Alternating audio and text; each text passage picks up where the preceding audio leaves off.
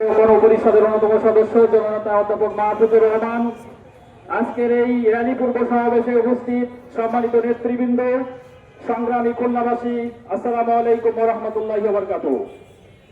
সম্মানী ভাইরা, আমরা এতক্ষণ ধরে মাদক বিরোধী যে অবক্ষয়ের কারণে, মাদকের কারণে সামাজিক অবক্ষয়ের কথাগুলো শুনতেছিলাম।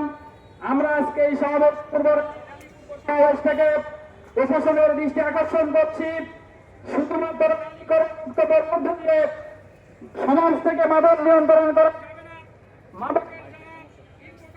মাধ্যমে এই সমাজে মাদক ঢুকে যারা এই সমাজে মাদক পাচার করে সেই মূল হোতাদেরকে বাছাই করে তাদেরকে ধরে আইনের মাধ্যমে তাদের দৃষ্টান্তমূলক শাস্তি দাবি করছি।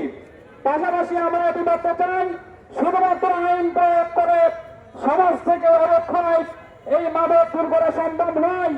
আজকে জামাত ইসলামী এই র্যালির মধ্য দিয়ে আমাদেরকে এই স্লোগান শেখাচ্ছে, দৃষ্টিভঙ্গি পেশ করছে যে আমরা যদি পাশাপাশি ইসলামের বিধানগুলো মেনে চলি, ধর্মীয় বিধানের যদি আমরা সব নাগরিক করতে পারি, আমরা যদি একটি মাদক মুক্ত যুব সমাজ গড়ে তুলতে পারি, তাহলে ধীরে ধীরে এই সমাজ থেকে আমরা মাদক নির্মূল করতে পারবো।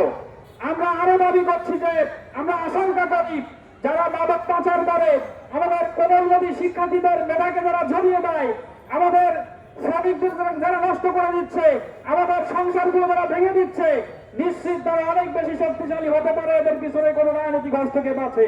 তারা যতই শক্তিশালী হোক না কেন, আইনের কঠোর প্রয়োগ করে, প্রয়োজনে আইন সংশোধন করে, যাতে কঠিন আইন প্রয়োগ করে সমাজ থেকে মাদক দূর করা যায়, সে উদাত্ত আহ্বান জানিয়ে আজকের এই মাদক বিরোধী পূর্ব সমাবেশ সফল হোক, এই র্যালি সফল হোক, উদাত্ত আহ্বান সবাইকে আহ্বান করে আমি আমার কথা এখানে শেষ করছি। ওয়া তৌফিক ইল্লা বিল্লাহ। আসসালামু আলাইকুম ওয়া রাহমাতুল্লাহ।